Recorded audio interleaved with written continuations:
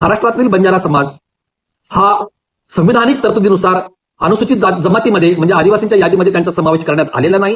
गेली 75 वर्षे त्यांचा समावेश हा अनुसूचित जमातीमध्ये झालेला नाही. कोणतीही संविधानिक तरतूद पूर्तता ते करू शकलेले नाहीत.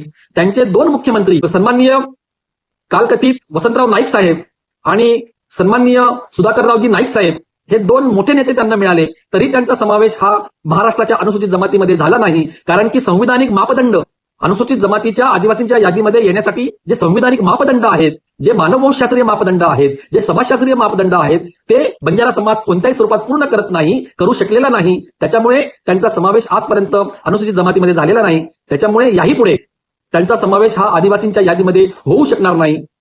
तसा शास्त्रीय आधार त्यांना नाही. आणि जरी ते रस्त्यावर उतरून आंदोलन करत असले तरी सुद्धा त्यांच्यापेक्षा मोठ्या प्रमाणामध्ये महाराष्ट्रामध्ये आदिवासींचे आंदोलनं आणि मोर्चे त्यांच्या मागणीच्या विरोधामध्ये सुरू आहेत.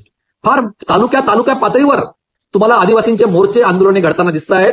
लाखोंच्या संख्येने आदिवासी रस्त्यावर उतरत आहेत. याही पुढे रस्त्यावर उतरतील आणि अशा पद्धतीची बंजारा समाजाची बेकायदेशीर, असंविधानिक, अशास्त्रीय मागणी पूर्णपणे तिला विरोध करतील आणि रस्त्यावरची आणि न्यायालयाची लढाई पुढे नेतील असा विश्वास मला या ठिकाणी आहे. जय बिरसा, जय आदिवासी, जय सेवा.